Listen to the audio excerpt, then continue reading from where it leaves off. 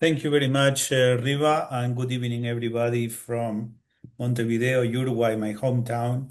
I'm visiting here. So I'm very glad to have this trip to Japan with Fred Rosenbaum. It's going to happen in October 5th to 17th.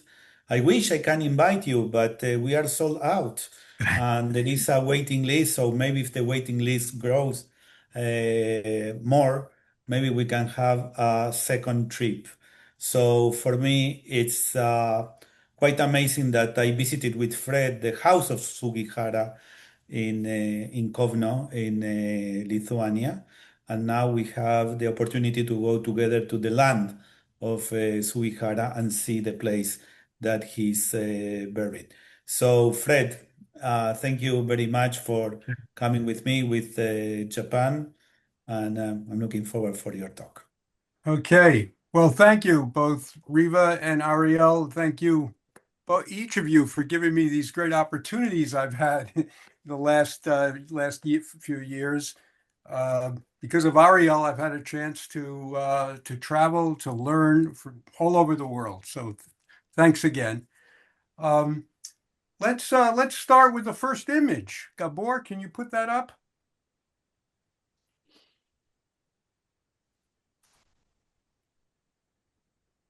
So on this trip to Japan, of course, we're going to Sugihara's native village of Yaotsu. You see it here. We're going to visit the museum there and the memorial dedicated to him. Now, tonight, I'm especially pleased to welcome both of the filmmakers of the documentary that we'll discuss. Director Rob Kirk and producer Diane Estelle Vicari.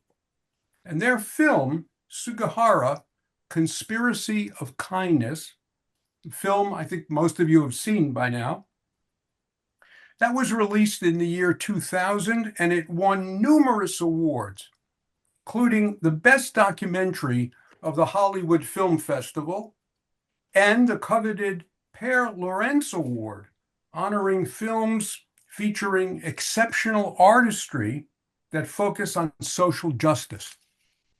Was shown on PBS in a primetime slot marking Yom HaShoah, as we're doing now during the week of Yom HaShoah this year. Now, Diane from Quebec has made an exemplary career as a producer and director of films on humanitarian themes. She's also been a champion for other documentarians, especially through her work with the International Documentary Association, of which she was president for 3 years. Rob Kirk has directed and produced outstanding films on many of them on modern and contemporary history. He received an Emmy Award for his documentary on Pearl Harbor and was Emmy nominated for the 3-hour special, The Last Days of World War II. He's also made distinguished interactive videos such as 9 Worlds with Patrick Stewart. Diane and Rob have embarked on another Holocaust-related project, a documentary on the inspirational survivor Nellie Toll, who even as a child in hiding showed her exceptional gifts as a painter and an author. And it's the name of that film they're working on now is very timely. The title is Imagining a Better World. And I'll ask them more about that later this evening. Thank you both, Rob and Diane, for being with us tonight. It really means a lot to have you with us. And I'm eager to interview our guests. But first, I'd like to put the critical situation of the Jewish refugees that Sugihara saved. I'd like to put that into a larger wartime context. Let's look at the next image. Now, yeah, that's it. So this shows the outbreak of World War II. And a secret provision of the Nazi-Soviet Non-Aggression Pact, August 1939. That pact was just a week before the actual outbreak of the war. A secret provision of it was the partition of Poland between the two superpowers. And on September 17th, 2.5 weeks after the Wehrmacht invaded from the west, you see that the arrows there, that's Nazi Germany invading. September 17th, 2.5 weeks later, the Red Army invades from the east. And you see that. And they soon occupy the eastern third of that country. Now, the Polish Jews who were living there, the eastern part, they were elated with the Soviet invasion and takeover. Because while it was far from ideal, it spared them from the Nazi barbarism. In fact, hundreds of thousands fled from the German zone into the Soviet zone, and tens of thousands fled into nearby Lithuania, which you see on the map. Still an independent country and relatively tolerant. Sugihara arrived in Kaunas or Kovno, indicated on the map. It was known in Polish and Yiddish as Kovno, but that's Kaunas in Lithuanian. He arrived as Japanese consul just before the outbreak of the war. Now, we think of Vilna as the capital of Lithuania, right? But actually, in the interwar period, Vilna was in Poland. Vilna was not in Lithuania. So the capital of Lithuania was Kaunas, and that's where he was. Now let's look at the next image, the next map. Lithuania too would be invaded by the Red Army in June of 1940, so in the next year. And you can see that on the map. Formally annexed on August 3rd, 1940, along with the other Baltic countries. So look at that conquest that they have. That large swath of East Central Europe going all the way, from the Baltic Sea all the way down to almost to Romania. Now,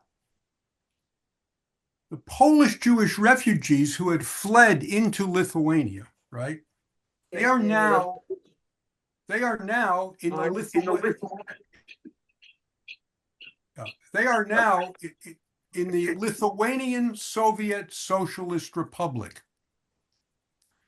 They are much more vulnerable than the large native Jewish community of Lithuania. Why? Because even if they have passports, these are generally not honored. Their country has ceased to exist. They are newcomers in Lithuania. They're largely dependent on local Jews and Jewish institutions for food and housing. One terrifying prospect for them, these Polish Jewish refugees in Lithuania, one terrifying prospect was deportation to Siberia.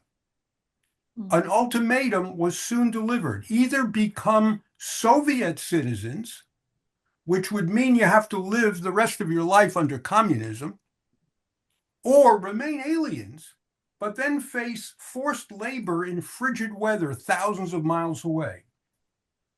Now, this was not uniformly enforced, yet in 1940 alone, about 100,000 Polish Jewish refugees were deported to Siberia from eastern Poland and from the Baltics, from this light green area that you see there on the map. Still, the majority of these Polish refugees remained under Soviet control. And they were not ghettoized and they were not massacred as were Jews that were under German occupation at this time. But the Stalinist rule, which would last 21 months, meant a drastic decline in Jewish life. Hebrew was no longer allowed to be taught. Only Yiddish in some schools, but generally the language of instruction was now Russian. The yeshivot were closed, as were most of the synagogues. The large array of Zionist organizations, so vibrant before the war in this region, they were all banned. Okay, we can remove that map now. Thank you. Now, for most secular and left-wing Jews, this crackdown was not a great hardship. Some of them were communists and they actually worked for the Soviet regime. But those for whom Judaism and Zionism were paramount, they were now desperate to emigrate. For example, Rabbi Zurach Warhaftig, shown in the film, who was active in securing transit visas from Sugihara, he was a leading religious Zionist who later signed Israel's Declaration of Independence. He went on to become a member of Ben-Gurion's cabinet. How could such a man live under Stalinist oppression? And the entire Mir Yeshiva, 300 students and faculty, as the film shows, a school which faced extinction had it remained in Soviet-annexed Poland. They all received transit visas from Sugihara and eventually relocated in Japanese-occupied Shanghai. Let's look at the next image.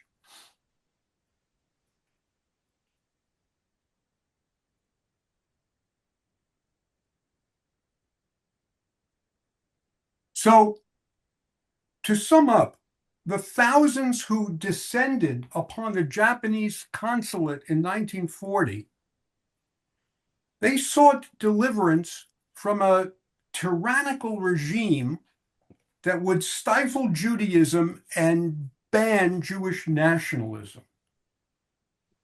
And if we could see the next image of the consul, this is the building that Ariel Goldstein was just talking about. This is still standing in Kaunas, where Sugihara handed out more than 2,000 transit visas.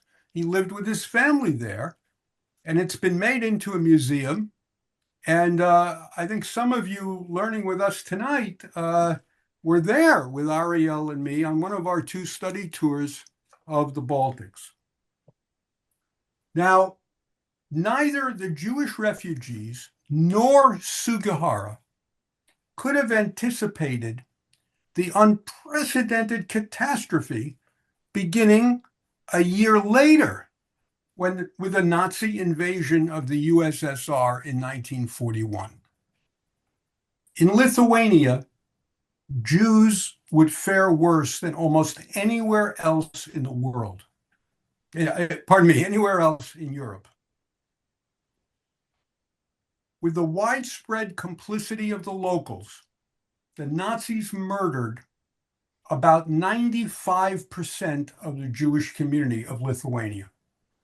They murdered the native Jews and the Polish Jewish refugees. So getting a transit visa turned out to be even more than a ticket out of the anti-religious Soviet Union. It was nothing less than life-saving, although that wasn't clear at the time.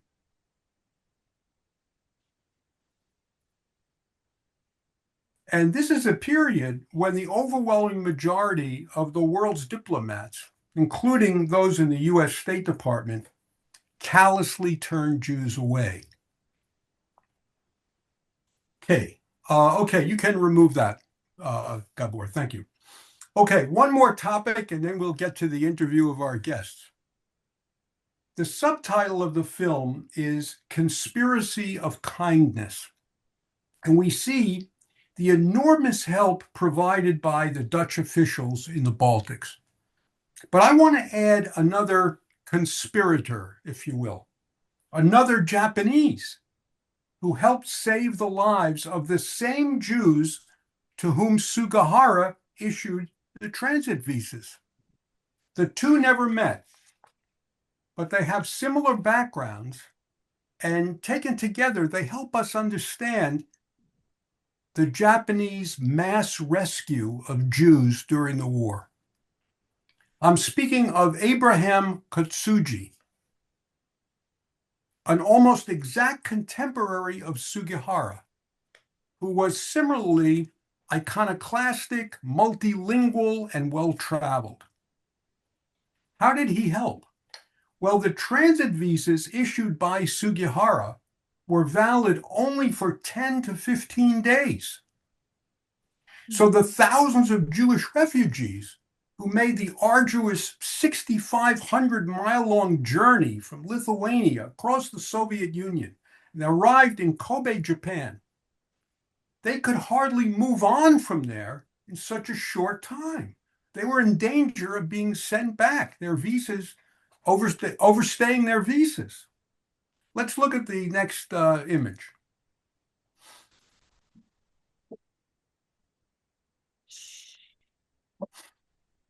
Here, first, you see this journey that the film shows so well. Most of them picked up this Trans-Siberian Railroad in Moscow and went all across almost all of Asia, ending up in Vladivostok. Again, that's about 6,500 miles in length. Let's look at the next slide. Now they get to Japan. You see Vladivostok at the top there. So that's where the Trans-Siberian Railroad is over. Okay. So from there, they go by boat all the way down to the Japanese coast. I wrote in that little harbor town of Tsuruga. That's where they land. Then volunteers from Kobe, from the Jewish community of Kobe, on the other coast of Japan, they come up to Tsuruga and they met the Jewish refugees and took them back down to Kobe. Now, they only have 10 to 15 days to be there. But in Kobe, their transit visas were extended for many months due to the efforts of Kotsuji. He intervened successfully with the foreign minister himself. Let's look at the next image. Who was Kotsuji? Another maverick. Like Sugihara, he was born into a long line of Shinto priests. His rebellion was immersion in the Bible as a youth, conversion to Christianity, and ordination as a Protestant minister. Like Sugihara, he lived abroad for many years. In Kotsuji's case, 7 years in America, including Berkeley, where he received a PhD in Semitics from the Pacific School of Religion. That's part of today's Graduate Theological Union. So he got his PhD essentially from the GTU.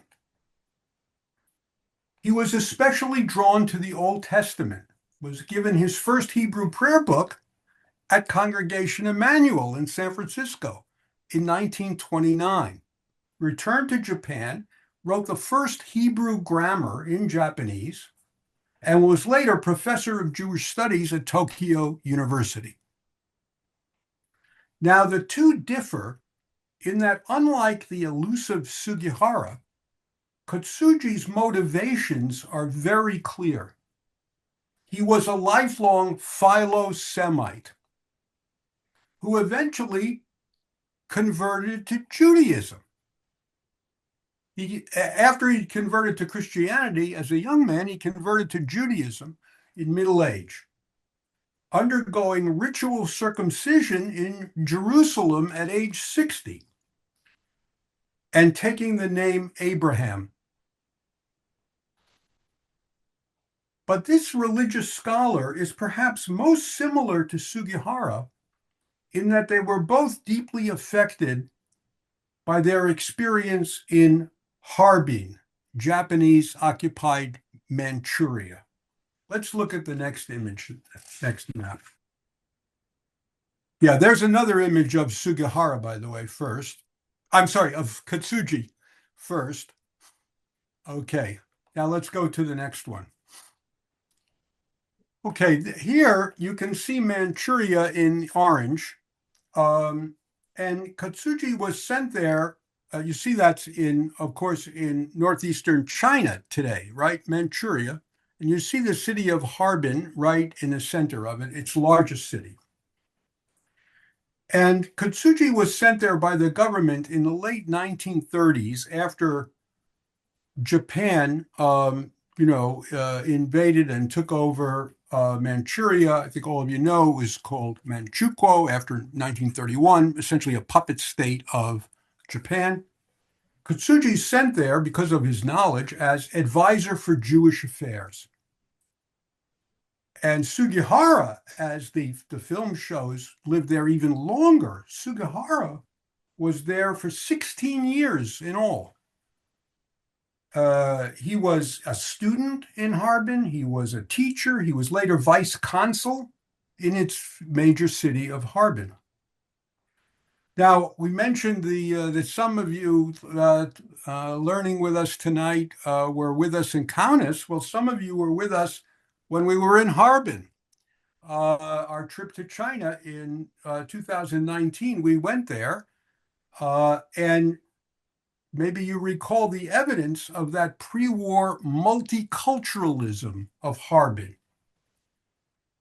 a city of Russians, of Chinese, of Koreans, of Japanese, of Jews. Perhaps 15,000 Russian Jews lived in Harbin in the 1930s. And when on our visit, we saw the synagogues that they had, no longer in use today, but there in central Harbin. The authorities considered bringing in many more.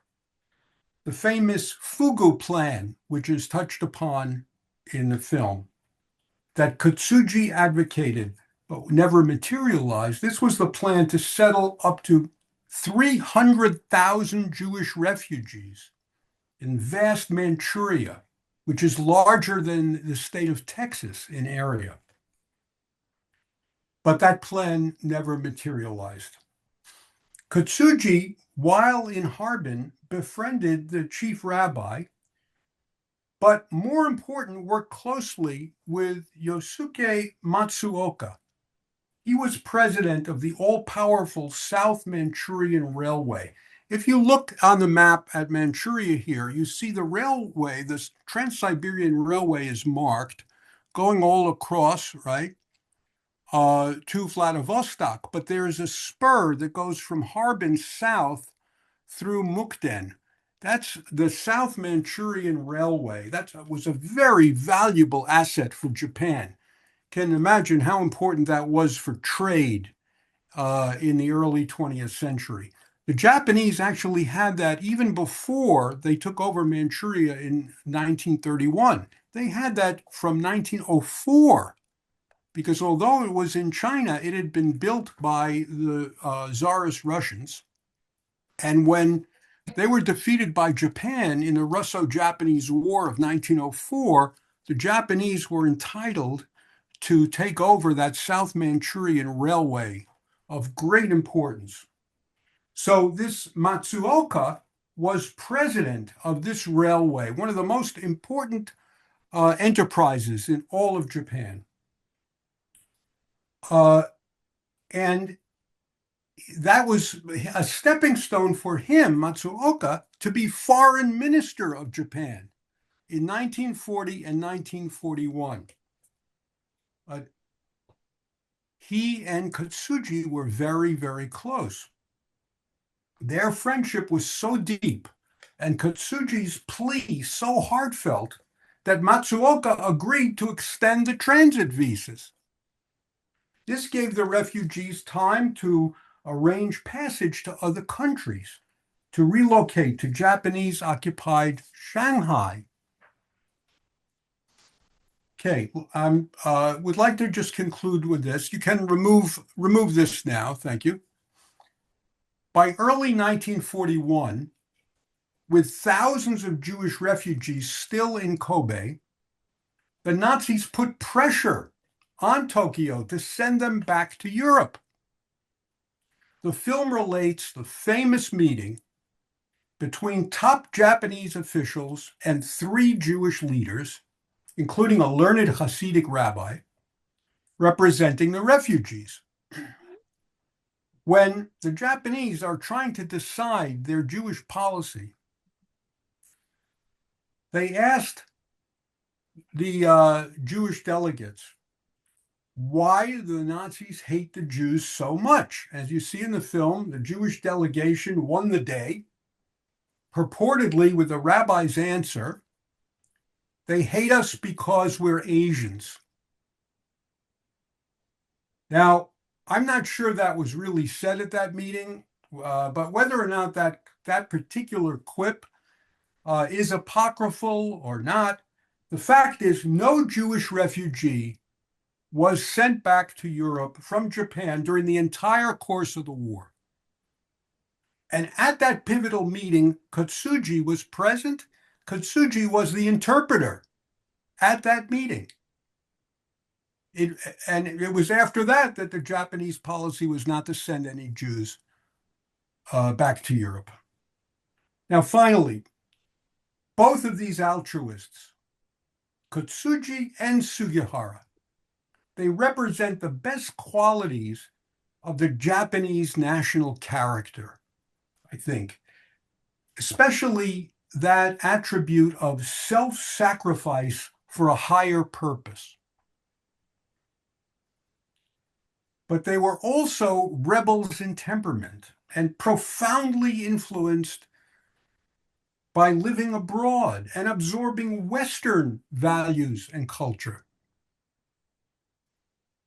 And one of the main themes of our tour, and to me, one of the best keys to understanding modern Japan, is this interplay between East and West. Okay, thank you for your attention.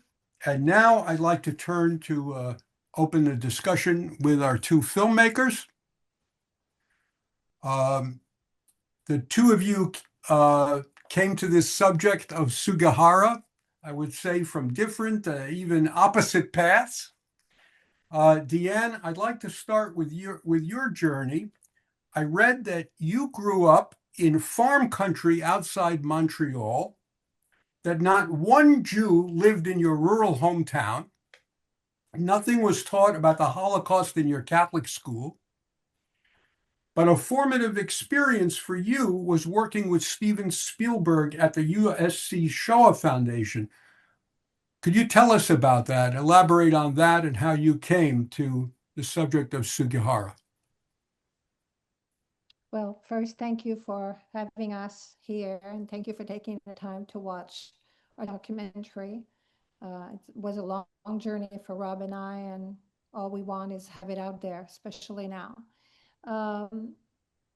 When I graduated from film school, it was a second career for me, and it was a little difficult for older female to get a job in the film industry.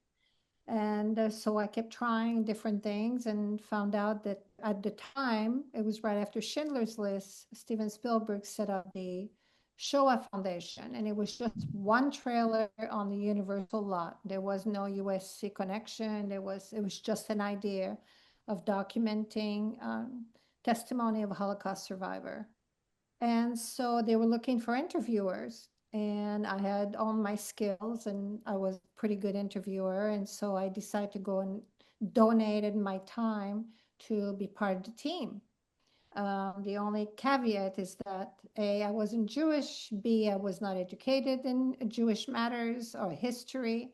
So I had to accept to take training. And the training scared me so much. It took me 1 year before I could do one interview. I just kept sitting Wow. behind and rolling Wow. goals.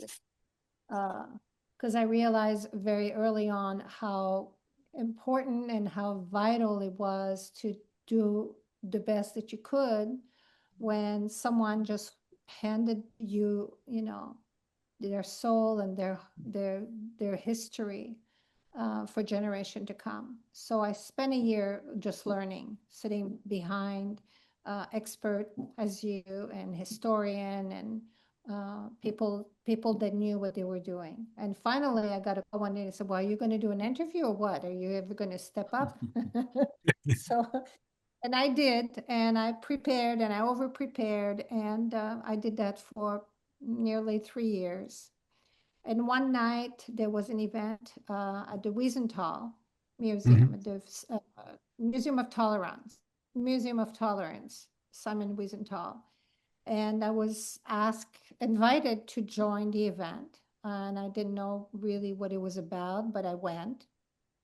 And that night they were honoring Kukiko Sugihara.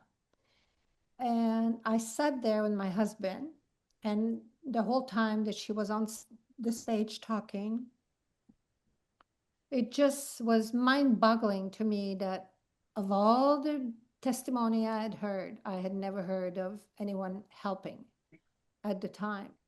There was no story as such as Sugihara. And honestly, it was a calling. And that at that evening, I was called to go and introduce myself to Mrs. Sugihara, Diane, through the interpreter. And I said to her, "I'm going to tell your story to the whole world."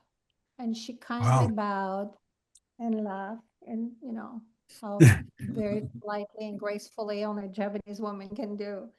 And it was 1995. It was February 1995. And in August 1998, we were in Kamakura doing an interview Wow. with her grandchildren. Yeah. Wow. So that was the start of the whole thing. I wanted to Yeah. ask Rob his path to Sugihara. Rob, you're Jewish and you've long been immersed in the history of World War II, yet it took you quite a while to make a Holocaust-related film.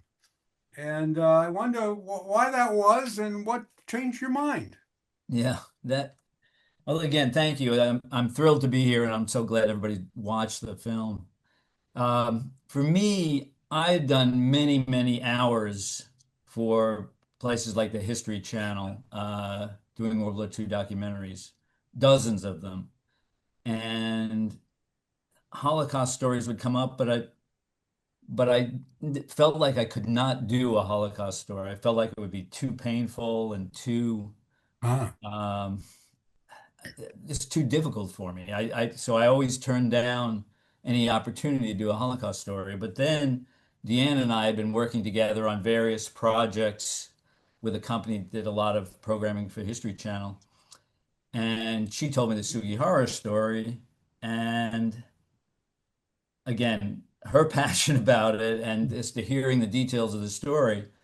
And it just, what I realized, it was just in such a horrible situation to have a story with such a positive message yeah, that it felt like, okay, this would be a great, I don't want to say it was a happy ending because it wasn't a happy ending per se, but at least the message was so positive. And at that point, I joined with Deanne and we went on the long journey to get it funded and made. yeah. Well, that's great. That you did that. In fact, I want to ask you both about the challenge of making this. Just as Deanne said, she started by meeting Yukiko Sugihara, his widow, right? 1995. And, but the goal, I'm sure, was a nationwide airing on PBS to make a film that would be on PBS, right? And you realize that goal, but only in 2005, a full 10 years later. And I don't think viewers of films, especially documentaries, appreciate how daunting a process funding can be if your name is not Ken Burns. And I wonder if you could each of you tell us a little about the ups and downs of that decade, and also what kept you going for so long.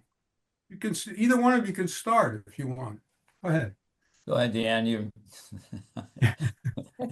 Your pain Well, started earlier than mine. like I said, it was a calling. It really, truly was a calling for me to tell that story. If I had 10 story in front of me and say, pick one, I would not have naturally gone toward this because of, my upbringing, my background, my ignorance, my lack of, understanding of all the elements that came to play into Sugihara's story. But once I decided to do it against all odds, I Yeah. had to get it done. And first person, of course, and first thing I did is I sent a budget and a proposal to Japan. That's the first thing I did. And Mrs. Sugihara had written a little book called Visas for Life. I think it was called Visa for Life. Yeah. Yeah, that's it. That's the title. Yeah. Yes, and it was, mm, a very polite, gentle book that she had written about her experience. And Dentsu, which is a commercial company in Japan, had bought the rights to the book. So I went to them with a proposal and a budget. And the answer came back is A, we want an American partner, and B, we want a famous male director.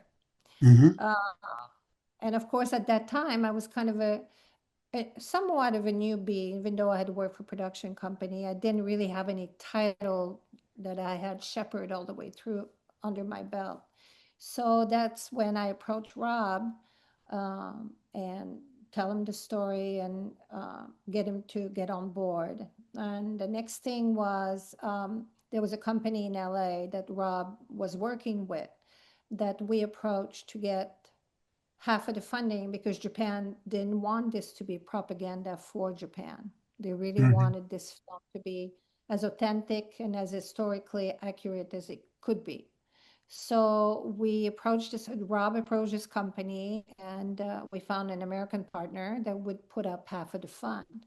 Um, but it took a long time. Yeah. 95, I found the story. In 98, we were in Japan. So 3 years went by and it didn't air till 2005. So Yeah. Yeah, and it You know, was I'm. really interesting that with that notion of having an American Yeah. filmmaker was really Yeah. critical to the Yeah. Japanese. Even though the Japanese were putting in funding, Yeah. they felt Yeah. like Tell if, us if about that. Yeah. yeah, Yeah. they felt like if a Japanese director made it, then it wouldn't have the cachet of a of an independent documentary of Hmm. a objective view. So they wanted an American director, so it was not perceived as Japanese propaganda. But And am I right that they really wanted the story of Sugihara to be told because they wanted to show that there was at least one righteous Japanese diplomat during World War II? Isn't yeah, this very important for their image, for the absolutely, Japanese image? absolutely, yeah. And in the end of the film, you see the former prime minister. He made Yes. that point very strongly that what a how important it was that there was a Japanese hero in the Yeah. story because Yeah. obviously they were vilified The around the recent world. scholarship on Sugihara stresses that the political background of all this, Uh-huh. that that's just very important to the Japanese, really, their memorial, the museum, and just lifting him up as an example of somebody who was so decent during World War II that they really needed that.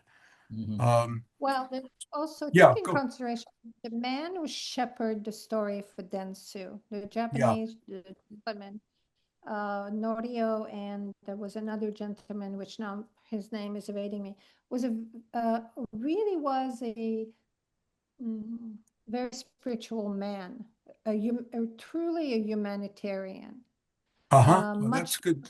much more than a political man. Okay. And to him, that story and that's how basically when I had a conversation with him, because there was two men within Dentsu that shepherded the story, two Japanese gentlemen that were in the company that shepherded, and he really wanted to show the human side of Sugihara. That was very important to him. That basically, against all odds, he, someone, it didn't matter if he was Japanese, of course he was Japanese, but that someone would put everything on the line to do the right thing. Yeah. And Yeah. that was the message that he wanted to convey within the film. Yeah. And we took that road. I mean, Rob and I decided early on, like I had shared with you earlier, that we would go for first-hand account. Every survivor in the film had sat in front of Sugihara or met Sugihara. Yes. So it came from their experience, of meeting the man, and having a direct experience with him. And even though it's not all on the screen, most of them at the end of an interview would say, there's a lot of controversy and there's a lot of story about Sugihara, but in the end, he saved my entire family. Yeah. And I'm Yeah. here today Right. because That actually leads me to the next question I was going to ask both of you, that there had to be some very emotional moments as you were doing this filming, with his family members, but also the survivors whose lives he saved. And I think that really spills out on the screen. You really show that, gratitude doesn't even begin to describe this, that these people felt towards Sugihara. I wonder if you could share with us maybe some of the most touching experiences, maybe others than those shown in the film, that you and Rob had, that your cast and crew had during this project, just in terms of your contact with these people. I'll tell one story that I'll always remember. We were interviewing Benjamin Fishoff, and he was the gentleman where you see his whole family, where he explains, I had my wife, and that was two, so we had 5 children, and then we had 10 grandchildren, and because of them, 37 people, which now probably is 137 people, but and I remember I was looking at him and asking him questions, and it was becoming so powerful, and then he looked something like my father. And I actually became almost sort of woozy, where I almost had to sort of stop the interview and walk away, because it was almost like it became like my family. It was a really weird experience, but all the stories were so powerful. And then I was thinking, this looks like my father. My father was British, actually, but yeah. So I mean, it was these stories. I guess what I'm saying is these affected you inside Yeah. when you're listening to these stories, and it was almost just too much to take. I was Wow. passed out, actually. Boy, yeah, yeah. Well, I work with survivors myself, so I, have that same feeling sometimes. Let me ask you, each of you, about your understanding of Sugihara as a person. And I say this because he is so elusive, it seems to me. He spoke so little about anything that he did. Really, after the war, the entire period after the war, there's almost nothing from him. And this word elusive, that's even in the subtitle of Hillel Levine's biography. This is, in my opinion, the most authoritative biography of Sugihara. Can you put that up, Gabor? Just put up that image of Hillel Levine in his book. I just wanted to recommend this for people who want to read more on Sugihara. There are several biographies. One of them, Diane mentioned, that by his widow, Yukiko, Visas for Life. But this is much more scholarly and comprehensive and thorough. This was written before Rob and Diane made the film. This was written in the mid-90s. And the subtitle of this is, the title is In Search of Sugihara. The subtitle is The Elusive Japanese Diplomat. And Okay, you can remove that now, Gabor. I just wanted people to have this if they want to read more. But my question is about the complex character and how you think about him as a person.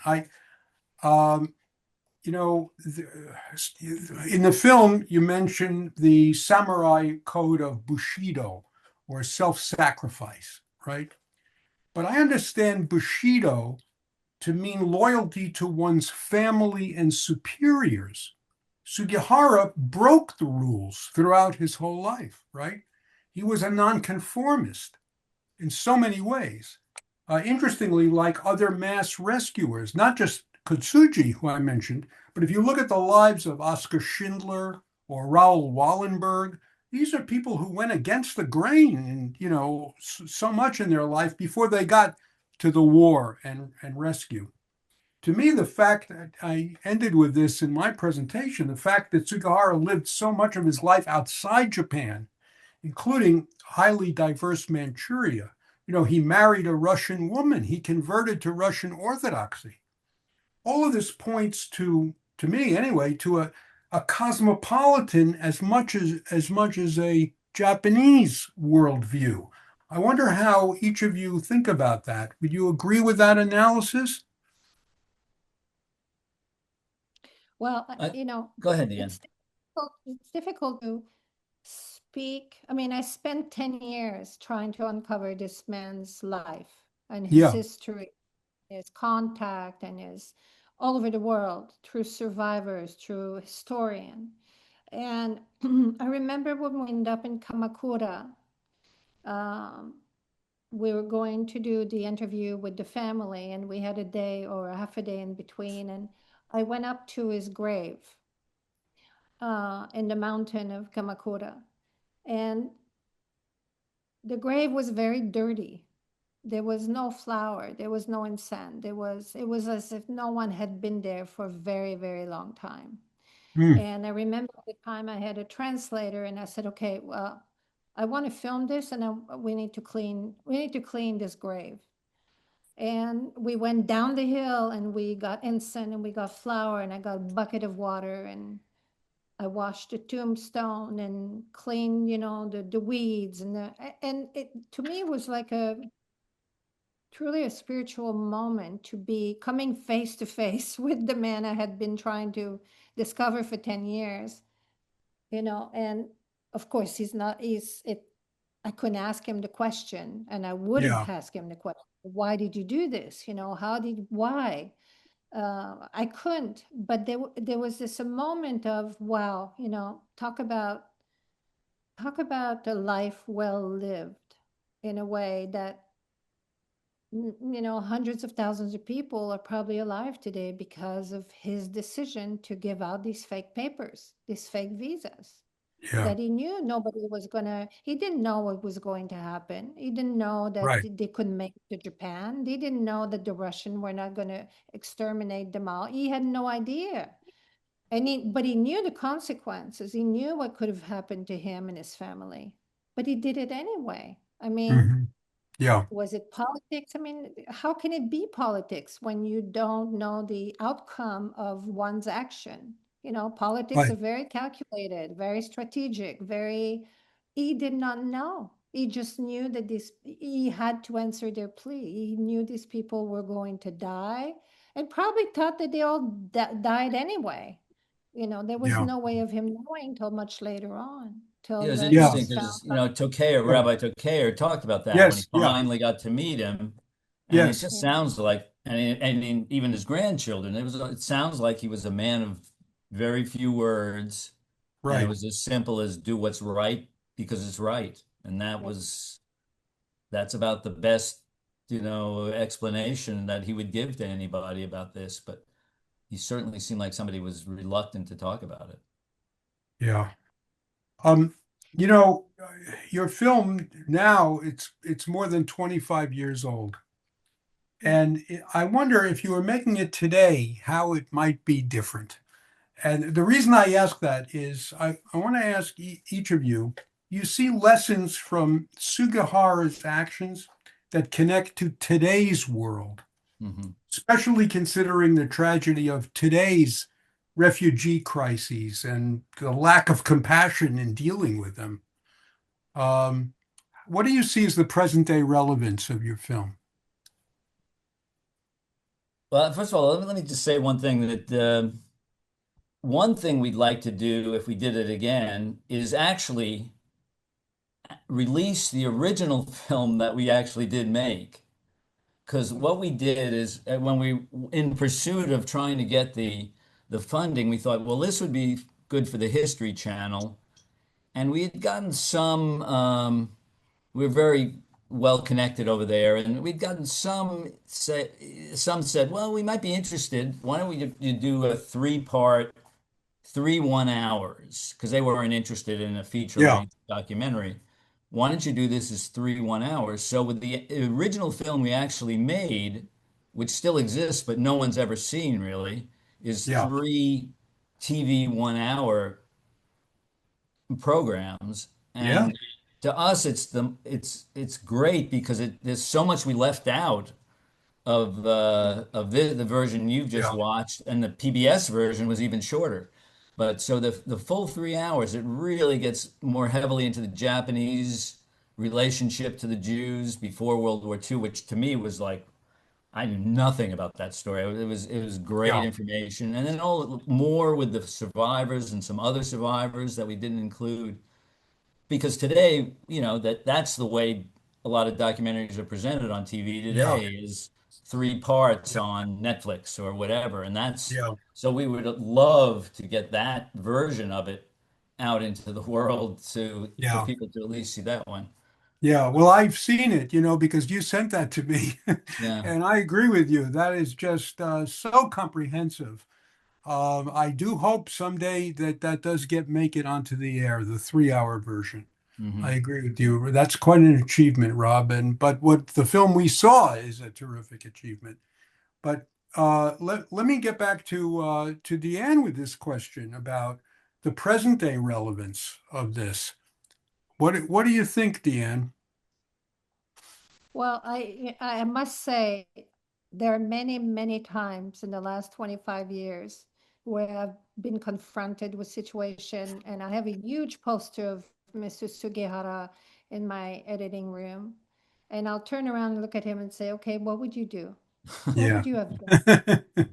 You have no idea how many times I've asked him, what would you have done under these circumstances? Right? Look, I didn't make this film because it was a Jewish film. I didn't make this film because it was a Japanese film. I didn't make this film for political reason. I made this film because its story touched my heart.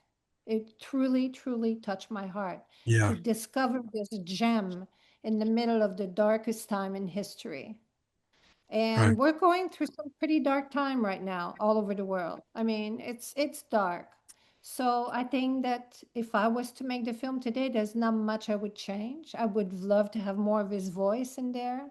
I would Yeah. love to have more of the survivor's voice in there. Of course, we lost 5 people while I was making the film. 5 of them passed away during the making of the film. Yeah. But it's about conspiracy of kindness. Yeah. It's about, you know, there's no border when it comes to kindness. We're all human. We all come in breathing in and we're all going to go out breathing out, right? So if I'm giving an opportunity to give a kid 25, or now it wouldn't be 25 cents, but it'd be $10 at the counter for him to go see a movie, I would do Yeah. it. Yes. You know, Yes. I just, I mean, get out of your comfort zone and Right. just do it. And that's, to me, that's the lesson of that film. Okay. And I think that after 25 years to be in this forum, and having 100 people watch the film, Yeah. I mean, that itself it's Ah, priceless. well, it means so much to us to have the two of you with us. What I'd like to do now is like open this up for Q&A. Riva, do we have Okay. people that have questions to ask our filmmakers? Not yet, but everyone who's just listening to your Yes. discussion, which is very, very fascinating. Um, Anyone have any questions? I see a hand there, Laura. Can you Well, maybe, for those who haven't seen the film, talk about the end of after the war, what happened to Sugihara? I think Laura raised her hand. Yeah. Oh, sorry. Yes, hi, Reba. And everybody, this is just fabulous as ever. And I was just curious about the controversy and also what also you just said, Reba. So what was controversial about him that Diane mentioned in I suppose she meant in Japan. I don't really know. Yeah. There was several controversy that we were made aware of. I mean, look, everybody has analyzed the history of Chune Sugihara in Japan in many different ways. And for Rob and I, and Rob can speak to this, for Rob and I, it was about his deed with the survivor, you know. A lot of people said he was a spy, you know, he was a Russian spy, double agent. We tried to get into the Russian archive. We couldn't get into the Russian archive. It was impossible and would have spent a whole budget trying to get in. We turned every stone that we could. But in the end, it came down to one-on-one, me and Rob in front of the survivor and their testimonies. What was their story, their experience sitting or having received a visa from Sugihara. We let the political side of things go by because, and not that we didn't address them. We addressed it every point, every time someone came, we addressed it, we looked at it, and we did what we could. But the truth basically to us came down to the survivor testimonies. Yeah. Yeah. Yeah, I'd say the recent controversy is more that his defiance of the government was exaggerated. In other words, did he really defy the government? When you think about it, after 1940, when the consul was closed, right, in Kaunas, he had several important posts that the Japanese gave him, including a diplomatic post in Berlin, right? And this was through the whole war. And the more recent scholarship analyzes the cables, that were sent between the Japanese government and Sugihara. And look, the Japanese, if they weren't happy with this, they didn't have to honor these transit visas that he gave. Think about it that way too. So that's the controversy. I touched on this very briefly earlier, that he's being built up for political reasons because Japan needs a hero. But in reality, he did some very good thing, but it's been, embellished. Now, what do I think personally about this? That doesn't matter. Why? Because he did the decent thing at a time when almost every other diplomat all over the world turned their back on Jews. Whether he was defying his government or to what extent he was defying his government, the point is he wanted to help. And our own State Department did not. The U.S. State Department, was so cruel, so callous, just turning away Jews. They didn't even fill the quotas, the measly quotas from countries like Poland and Germany. Here's someone who tried to help. To me, that's what really stands out. But that's been the most recent controversy. It's been that of maybe he didn't really have that much on the line. And you asked the question was asked. What happened to him after the war. So he was out of the Foreign Service after the war. And Yukiko, the widow, is sure that's because Tokyo didn't like what he did with issuing the transit visas, but we don't know that for certain. He might have been out of the Foreign Service because Japan was a different place after the war. They were restaffing their diplomatic corps, right? He was already deep into middle age at that point. There were many reasons why. And then he went to Moscow and he lived there for a decade and a half and was essentially silent about his actions. Yeah, that was, Okay. that came up a lot at the time was he Yeah. really punished, or was it Yeah. just downsizing or Yeah. new administrations, of course, after the war.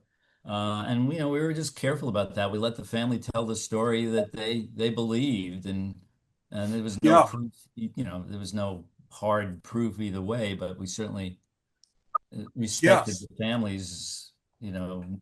desire to tell that story in You know, that you way. know, one thing I thought you both of you did very, very well was handling the spy question. You had that historian Pam Sakamoto, right? Mhm. Right. So remember what she said that yeah, maybe he was spying when he was in Cannes. He was trying to gauge German troop movements near the border or Soviet troop movements near the other border. But she said, remember, she said, there's a thin line between, a diplomat and gathering intelligence, which is what, a consul is supposed to do, and spying, especially during wartime. Sure. Uh, so I think you dealt with that very well. So that was an issue that came up even while you were making the film, I guess. Yeah. I think Hillel Levine talked a lot about that, I think, too, Yeah, in and his raises the background. question of whether Sugihara could have been a double agent working for the Soviets. But there's no solid evidence of that either. There's also I, the you know, story that we never found a lot of detail on that supposedly the Russians were planting people in the groups of refugees so they could distribute yes, those refugees all around the world. yes, So just like any of these stories, that seems like a lot of conspiracy theories right. Or he involved. might have been involved with the Polish underground. I read that also. Again, comes back to this word elusive. We have another question from Hyam. So, Yeah, Hyam, do you want yeah. to say your question, please? Hyam, we can't hear. Hi, He's muted. Yeah. Yeah, unmute yourself. yeah. I'm unmuted. I'm aware that George Mossy, historian Yeah. of a great repute, had through his family a close relationship to the Emperor of Japan. And I'm just guessing here, any relationship, any possibility that his family had a role in um, connecting with Sugihara and so forth. Does anybody know anything about that? Um, well, I would be very surprised. And by the way, I really admire the work of historian George Mossy and his family. They were leading publishers in Germany, Mossy Ullstein, right? So, Right. but a very prominent family, no question. But his I cousin, he would claim, Mossy claimed that Yeah, his cousin had a close relationship with the emperor's family. And yeah.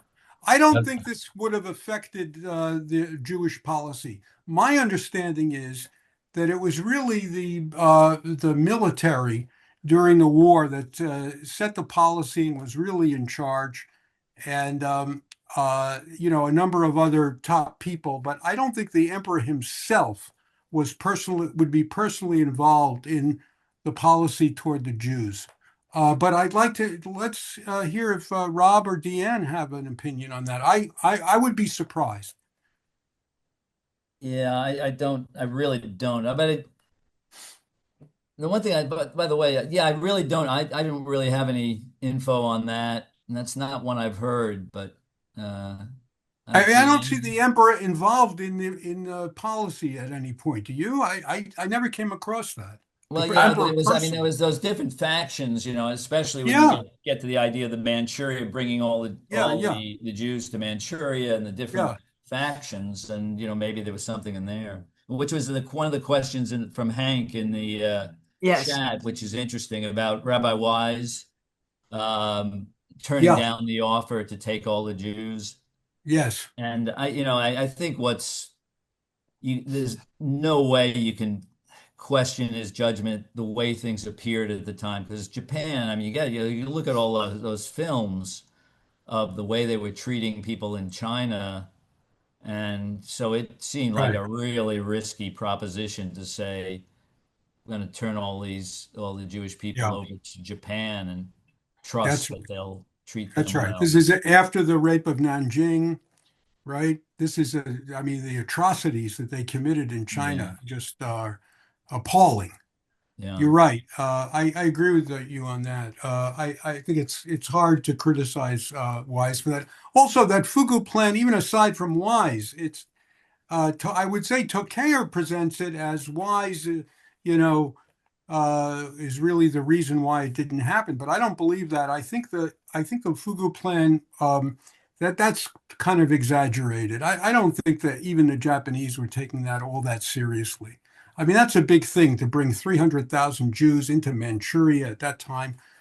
I don't think it's realistic. Most Great story, scholars, though. it's a great story, but I think most scholars think that Marvin Tokayer exaggerated, his book, The Fugu Plan. Hmm. Um, but We have the letter. We go have the ahead. letter of Wise. The letter of Wise Yes. is in the film. You saw that, right? Yeah. Yeah. When Wise changed his mind and Yes. reversed his decision and wrote to Japan. Yeah, but it was That's too right. But late it's by too then. too late. Exactly. Hmm. Too Too late. late. So Right. the military had taken over. Yeah. Right. Yeah. Hey, do we Okay. have another question? Is there any other questions? Well, if not, I want to thank everyone. I want to thank Rob and Diane and especially Fred for an outstanding session.